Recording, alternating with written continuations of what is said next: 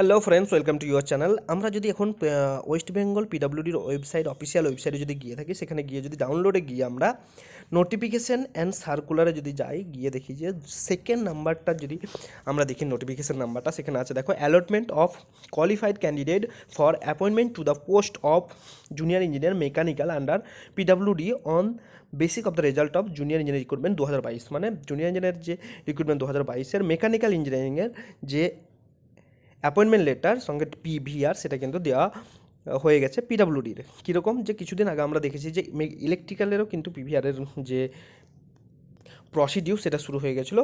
আজকে যদি দেখি, আজকের আপডেট যেটা হচ্ছে, মেকানিক্যাল ইঞ্জিনিয়ারিংয়ের পিডাব্লিউডির কিন্তু যারা পিডাব্লিউডি সিলেক্ট হয়েছিল তাদের শুরু হয়ে গেল পিভিআরটা। সেটা কি আমরা একটু ডাউনলোড করে নোটিফিকেশানটা দেখে নিই। নোটিফিকেশান দেখলে সেই একই জিনিস আছে, যেখানে ইলেকট্রিক্যাল, এখানে মেকানিক্যাল ডিপার্টমেন্টটা চেঞ্জ করে, বাকি ভিআর ভেরিফিকেশান রোল যেটা, সেটা সেম। যেমন আমরা আগে ভিআরের দুটো ভিডিও বানিয়েছি, যে ভিআর ফার্স্ট টু লাস্ট কীভাবে ফর্মটা ফিল আপ করবে, পয়েন্ট টু পয়েন্ট আমরা আলোচনা করেছি।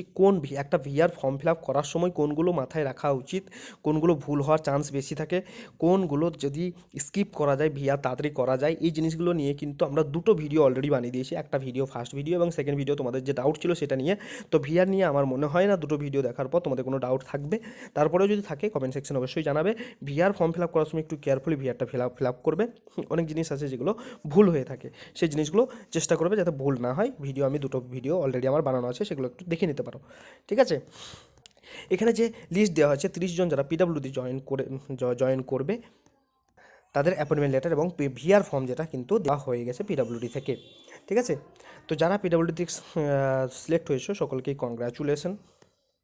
তোমাদের যে জয়েনিং প্রসিডিউর সেটা কিন্তু শুরু হয়ে গেল ডিপার্টমেন্ট ওয়াইজ। কারণ আমরা বলেছিলাম যে ডাব্লিউবিপিএসসি একটা রিক্রুটমেন্ট কন্ডাক্ট করে, তারপরে কি ইন্ডিভিজুয়াল ডিপার্টমেন্টে যে নেক্সট যে প্রসিডিউরগুলোর জন্য ইন্ডিভিজুয়াল ডিপার্টমেন্টে পাঠিয়ে দেয়। এরপরে যে প্রসিডিউর সেগুলো হচ্ছে ডিপার্টমেন্টের প্রসিডিউর।